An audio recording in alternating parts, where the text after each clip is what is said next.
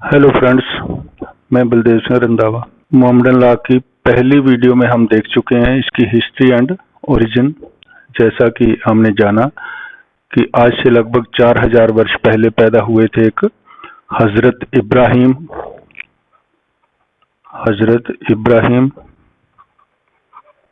और उनके बाद उन्हीं की नस्ल से पैदा हुए थे मूसा, जिन्होंने यहूदी धर्म चलाया। फिर पैदा हुए ईसा, जिनसे 2000 वर्ष पहले ईसाई धर्म चला। और फिर पैदा हुए थे मोहम्मद 570 ईस्वी में, जिन्होंने इस्लाम धर्म चलाया, जिनको प्रमोटर ऑफ इस्लाम कहा जाता है। प्रॉफिट मोहम्मद भी इनको कहा जाता है।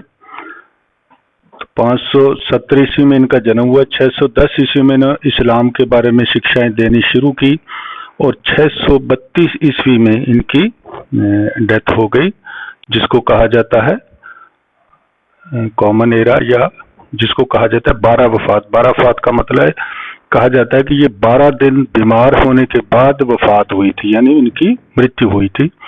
तो इनकी मृत्यु के बाद आज का जो हमारा टॉपिक है यह है development, sources and schools of Mohammedan law.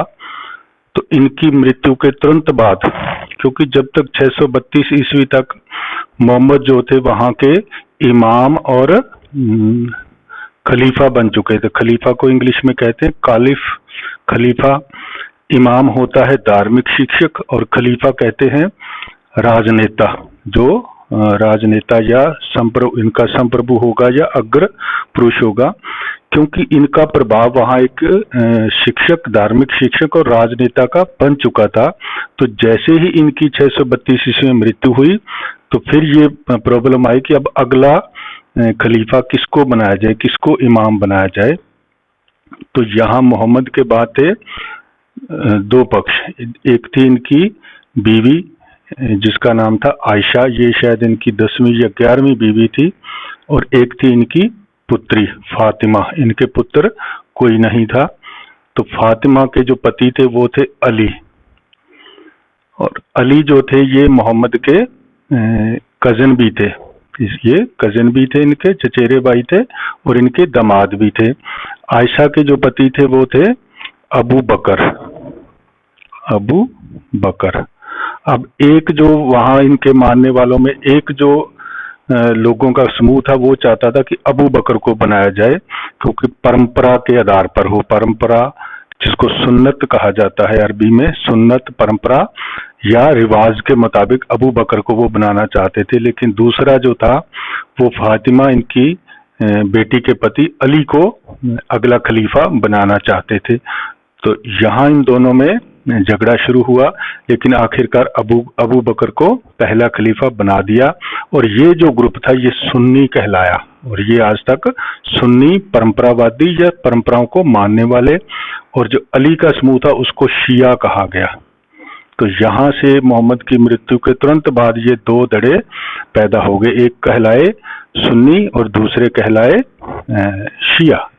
तो इस तरह से पहले दिन से ही इनमें, इनकी मृत्यु के बाद ये दो मुख्य बने, सुन्ना या सुन्नी या सुन्नत को मानने वाले सुन्नी कहलाते हैं। और तीसरा जो था सूफियाना एक अंदाज है जो इनके बहुत बाद ये एक तरह का नया ग्रुप पैदा हुआ। जैसे हमारे देश में निजामुद्दीन औलिया की दरगाह है दिल्ली में, या सलीम चिश्ती की अजमेर में, तो ये सूफी संत कहलाते हैं। बाबा फरीद भी इसी में आते हैं। तो मूल रूप से जो बने थे वो थे ये दो समूह, सुन्नी और शिया।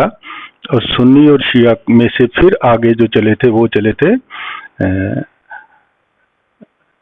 पहले खलीफा बनाए गए थे अबू बकर, ये भी सुन्नी थे। ये देखें, अबू बकर को पहला खलीफा बनाया गया, ये सुन्नी थे। इनकी मृत्यु के बाद उमर बनाए गए, और फिर तीसरे बनाए गए उस्मान या उतमान, ये तीनों सुन्नी कहलाए। लेकिन चौथी बारी जो आई थी वो बने थे अली, ये शिया समूह के थे। तो चौथे जो खलीफा या हजरत या इमाम बनाए गए वो इस्लाम धर्म के, और इनको 656 से 661 कॉमन एरा या एडी तक ये रहे थे। उसके बाद फिर दूसरे बने। तो सुन्नियों के आगे, जो सुन्नी संप्रदाय को मानने वाले थे, उनके आगे मूल रूप से 4 समूह हुए। ये इमाम के नाम पे, ये इमाम थे जो धार्मिक शिक्षक थे। इमाम अबू हनीफा के नाम से जो संप्रदाय चला उसको हनफी संप्रदाय कहा जाता है। इमाम शाफई या शेफई के नाम से चला उसको शाफई संप्रदाय कहा जाता है। इमाम मलिक से मलिकी और हनबल से हनबली, यानी ये चारों जो है ये सुन्नी ही है। सुन्नियों में 4 जो आगे आने वाले स्कूल्स या सेक्ट्स जिनको कहा जाता है या संप्रदाय, ये बने मोहम्मदन के। और जो शिया थे उनके 3 बने। तो शिया स्कूल में आप देखें शिया के 3 हैं और ये भी व्यक्तियों के नाम पर हैं, इस्ना अज़ारिया, इस्माइली और जैदी। अब ये इनके नामों में भी इस तरह का फर्क आता है। तो शिया के कुल 3 स्कूल हुए और सुन्नियों के 4 हुए। तो कुल ये 7 जो स्कूल्स या सेक्ट्स हैं वो मोहम्मदन विधि में या मोहम्मदन धर्म में आगे चलते हैं। तो इस तरह से ये 7 जो समूह है मुख्य रूप से, और सूफियाना इसका अलग है। फिर आता है एक मुहर्रम का त्योहार। मुहर्रम जो थे ये थे हुसैन की मृत्यु। इराक में एक शहर है करबला, यहाँ पर लड़ाई हुई थी। हुसैन के जो लड़के, अली के जो लड़के, चौथे खलीफा अली के जो लड़के थे हुसैन, और हुसैन मोहम्मद के नवासे भी थे क्योंकि अली इनके दामाद थे, फातिमा के बेटे थे। तो इनकी साथ जब लड़ाई हुई दूसरे ग्रुप की तो करबला के मैदान में हुई। तो करबला में ये मारे गए या शहीद हुए, तो उनकी याद में ये जो मुहर्रम का त्योहार है वो मनाया जाता है।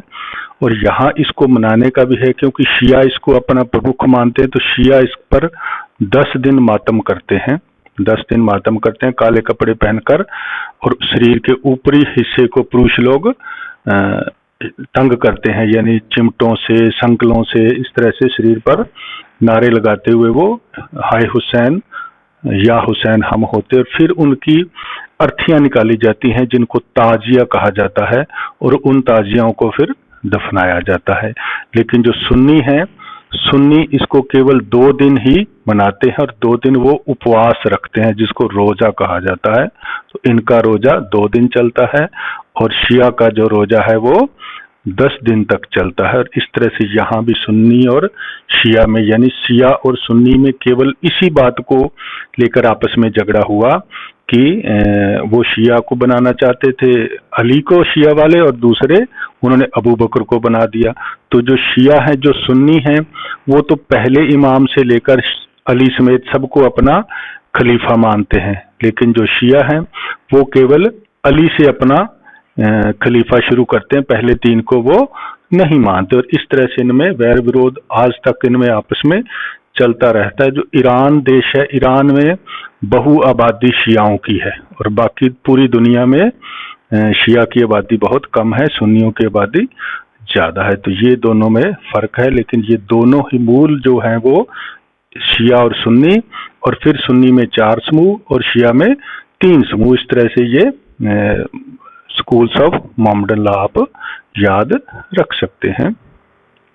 फिर आता है सोर्सेज ऑफ मोहम्मदन लॉ, यानी मोहम्मदन लॉ जो है वो कहाँ से आता है, मोहम्मदन विधि, मुस्लिम विधि कहाँ से मिलती है। तो क्योंकि मोहम्मदन विधि जो शुरू हुई थी इस्लाम की शुरुआत से, मोहम्मद के जन्म या उनकी शिक्षाओं, तो जो कुरान हमने पहली वीडियो में देखा कि कुरान जो पहली बार आया था सामने 653 ईस्वी में, तो शिक्षाओं, तो इसी की शिक्षा जो 114 सूरह और बाकी जो 6000 से ज्यादा जो है आयत हैं जिनको वर्सेस कहा जाता है, वर्सेज आयत, इनके आधार पर आधारित है। तो मूल रूप से जो कुरान की बातें हैं उन्हीं को ही प्रधान शिक्षा माना जाता है, यानी प्राइमरी सोर्सेज, फर्स्ट सोर्स और सेकंड सोर्स। ये आप हिंदू विधि में भी पढ़ते हैं, तो हिंदू विधि में भी इसी तरह से सोर्सेज मिलते हैं। तो यहाँ मुस्लिम विधि के सोर्सेज हैं।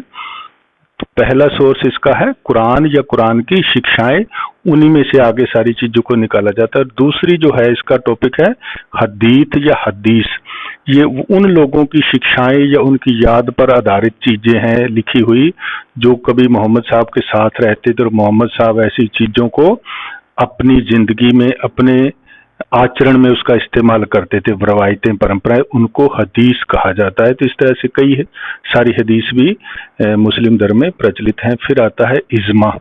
इज्मा ये होता है कि जब किसी बात पे कोई बिंदु सामने आता है, कोई मसला सामने आता है, तो इस्लामी जो स्कॉलर्स हैं, विद्वान, जो कुरान को दूसरी चीजों को पढ़ते हैं, तो फिर वो उस पर चर्चा करते हैं और फिर उन पर आपस में वो कंसेंट जिसको कहा जाता है, वो इसकी जब सामने आती है तो उसको इज्मा कहा जाता है। और फिर आता है क्यास। क्यास का मतलब वैसे अंदाजा होता है, अरबी शब्द है ये। तो कुरान पर आधारित, यहाँ ये देखें, ये कुरान या कानून पर आधारित जो कंक्लूजन होगा उसी को क्यास कहा जाएगा। तो ये किसी व्यक्ति पर आधारित नहीं होता, कुरान से ही चीजों को लेकर उनकी मनन किया जाता है, स्टडी की जाती है और लॉजिकली उसका कोई निष्कर्ष निकाला जाता है, तो उसको क्यास कहा जाता है। ये हुए 4 प्राइमरी सोर्सेज। दूसरे हैं सेकेंडरी सोर्सेज। जिस तरह से हिंदू विधि में है, बिल्कुल वैसे ही सेकेंडरी सोर्सेज हैं। तो सेकेंडरी सोर्सेज में एक है उर्फ, रूढ़ी या कस्टम जिसको कहा जाता है, ये कस्टम से है।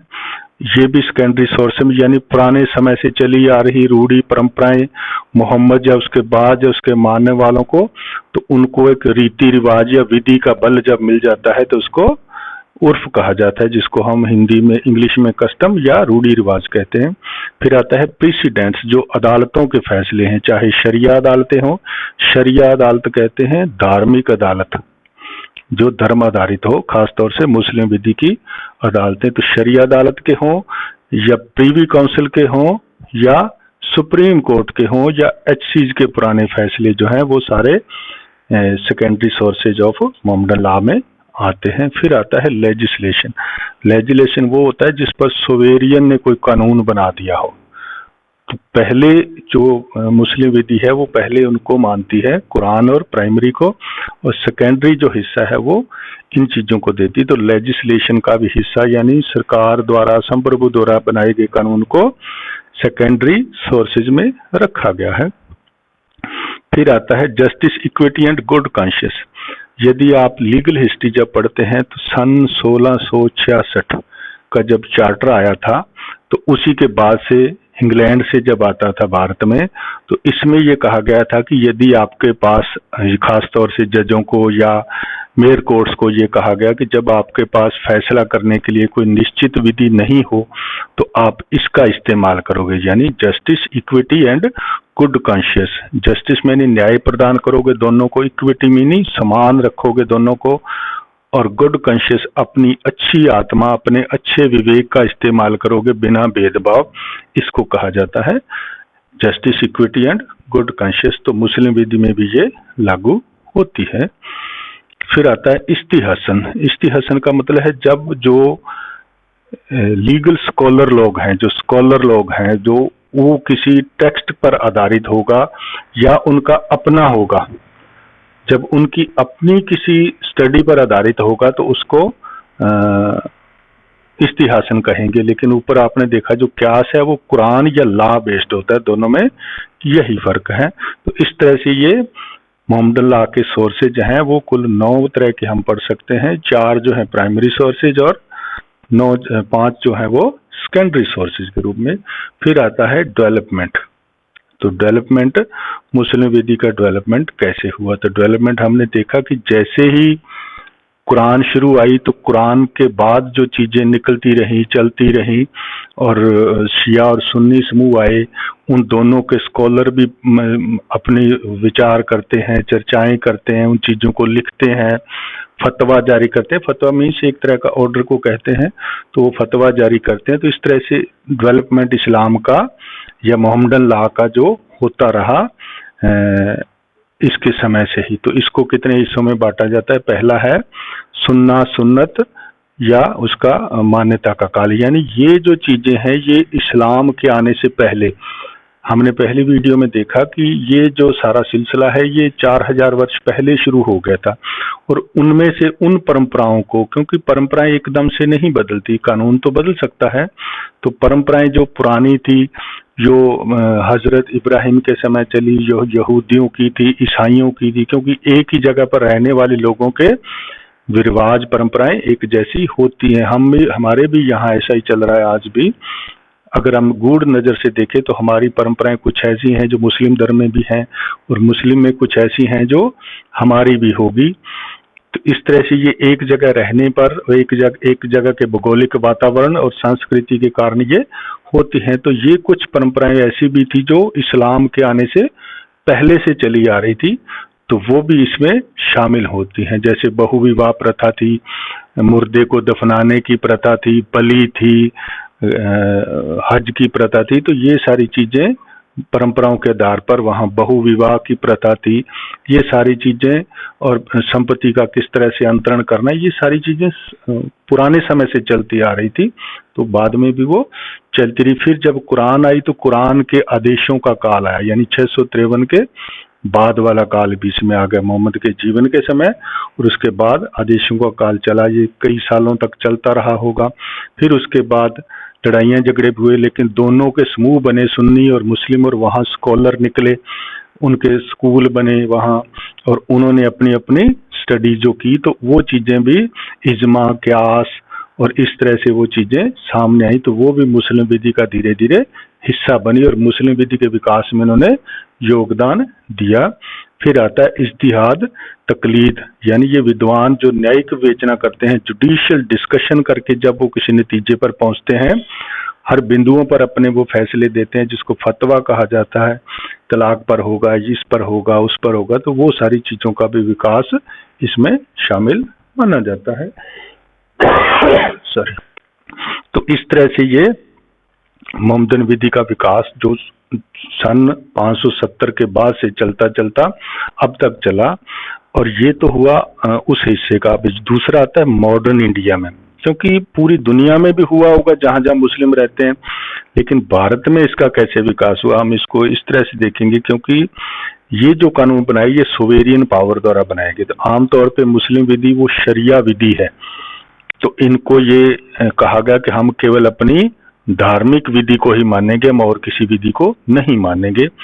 तो हमारे देश में जब अंग्रेज लोग आए और उसके बाद काफी उनका चलता रहा, तो अंग्रेजों ने भी हिंदू और मुसलमानों की विधियां, पर्सनल विधियों पर कानून बनाने की कोशिश नहीं की। ये हिंदू विधि पर पहली बार 1955 में बने, और मुस्लिम विधि पर उन्होंने कानून ज्यादातर नहीं बनाए। तो यहाँ देखे, उन्होंने पहला जो कानून बना के दिया अंग्रेजों ने 1913 में, मुस्लिम वक्फ वैलिडेटिंग एक्ट, यानी ये मॉडर्न इंडिया में कह सकते हैं, मॉडर्न डेवलपमेंट है इसका। तो वक्फ कैसे बनाते हैं मुसलमान लोग, या उसको वैलिडेशन कैसे करना है, इस पे उन्होंने एक कानून बनाया, जिसमें बाद में अमेंडमेंट हुए 1930 और 2013 में हुए। सॉरी। फिर दूसरा आया शरीयत एक्ट 1937, ये भी अंग्रेजों के समय था। इस शरीयत एक्ट के द्वारा वायसराय जो तब थे हमारे देश में, जो आजकल राष्ट्रपति में हो गए हैं, तो उस वक्त ये बनाया, और उसमें इन्होंने कहा कि मुस्लिम लोगों को ये अधिकार है कि वो अपने मामलों के लिए, यानी पर्सनल मामलों के लिए, तमाम तरह के पर्सनल मामलों के लिए अपनी विधि कुरान पर आधारित मान सकते हैं। इसीलिए इसको शरीयत कहा गया, और वो आज तक उसको चला रहे हैं, यानी दूसरी विधियां उन पर लागू उनकी इच्छा के विरुद्ध नहीं होगी। इसी को शरीयत एक्ट 1937 कहा जाता है। फिर आया पहली बार मुस्लिम वुमेन डाइवोर्स एक्ट, क्योंकि कुरान में या मुस्लिम विधि में मुस्लिम महिलाओं को तलाक लेने की इजाजत नहीं है, लेकिन इस एक्ट के द्वारा पहली बार महिलाओं को कुछ बिंदुओं पर, यदि पति जेल में चला गया, या वो खर्चा नहीं दे रहा, या वो लंबे समय से गायब हो गया, या कुछ और चीजों के आधार पर उसको मुस्लिम औरतों को तलाक लेने की सुविधा दी गई, मुस्लिम वुमेन डाइवोर्स एक्ट। तो ये भी मॉडर्न लॉ है। और तीसरा जो लास्ट वाला, चौथा अब बनाया गया है 2019 में, ये तलाक उल बिद्दत के खिलाफ बनाया गया, जिसको ट्रिपल तलाक कहते हैं। तो ये अभी इस सरकार ने बनाया है, तलाक उल बिद्दत के खिलाफ। तो इस तरह से आप देखते हैं, ये ट्रिपल तलाक के खिलाफ भी है। तो इस तरह से मोहम्मदन लॉ का जो विकास मॉडर्न जमाने में इन कानूनों के द्वारा हुआ, और पुराना उनका अपनी लोकल विधि के द्वारा हुआ। तो इस तरह से हमने आज जाना कि मुस्लिम विधि का डेवलपमेंट कैसे हुआ, सोर्सेज और स्कूल्स, लेकिन यहाँ हमने पढ़ा जो है पहले हमने उसके स्कूल्स लिए, फिर सोर्सेज और फिर डेवलपमेंट के आधार पर हम चले हैं। तो होप आपको ये चीज़ अच्छी लगी होगी। आप पहली वीडियो को भी देखें तो हिस्ट्री एंड ओरिजिन, डेवलपमेंट और सोर्सेज, इस तरह से हमारी पहली यूनिट जो है वो उसका ये लगभग 2 हिस्से खत्म हो गए, तीसरा हिस्सा हम नेक्स्ट वाली में करेंगे। तो अपना ध्यान रखिए और कोशिश करें कि इसको साथ की साथ आप पढ़ें, कहीं से भी पढ़ें, कैसे भी पढ़ें, लेकिन जब तक आप खुद नहीं पढ़ेंगे, खुद अपने हाथों से कुछ लिखेंगे नहीं, तो एग्जाम में आपको लिखना ये शब्द, ये उर्दू के शब्द, अरबी फारसी के, फिर इस तरह से आपको याद नहीं होंगे। तो कोशिश कीजिए कि साथ के साथ आप चीज़ों को करते रहिए। तो मिलते हैं next time. Okay, thank you.